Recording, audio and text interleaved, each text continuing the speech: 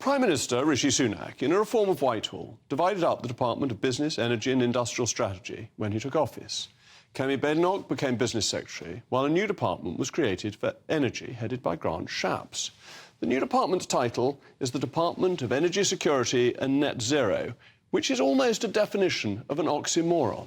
Today, yet another energy boss has come out raising the alarm bells, ringing the alarm bell over the UK's reluctance to make use of its energy resources in the North Sea.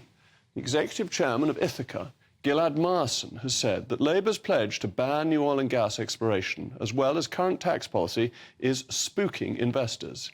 There is roughly 8 billion barrels worth of oil and gas in the North Sea, just including the resource that is within 30 miles of the existing infrastructure. It's 15 billion if you include the rest of it. So an enormous amount that is available potentially to be used within this country for our wealth to make us more prosperous. And that's before you get on to the 1,000 trillion cubic feet of shale gas resting under the UK, another enormous resource of cheap energy that could reduce people's bills and help our economy grow. Is it any surprise that the chairman then went on to explain that the carbon footprint of domestically sourced energy is significantly lower and therefore an opportunity better than imported energy? It's been admitted by the Climate Change Committee that domestic gas emits between 2 and 64 grams of carbon dioxide less than imported gas. That's because liquefied gas, LNG, has to be liquefied and then regasified, all of which uses energy, and that has emissions, and therefore the emissions are higher than if you use your own resources.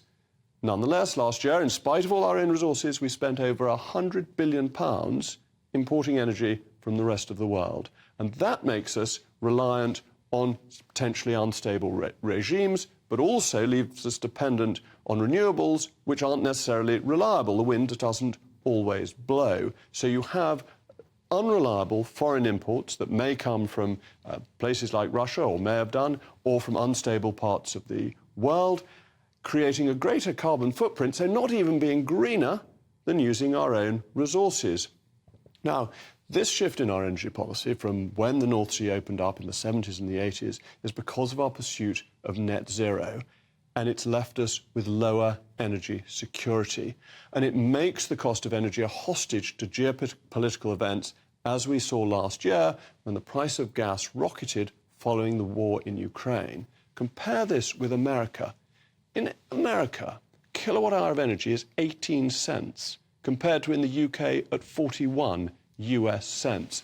That's because it's energy independent, using its own domestic supplies, and it therefore suffered less than we did when Russia invaded Ukraine, and its inflation rate is lower. That makes people in the country better off.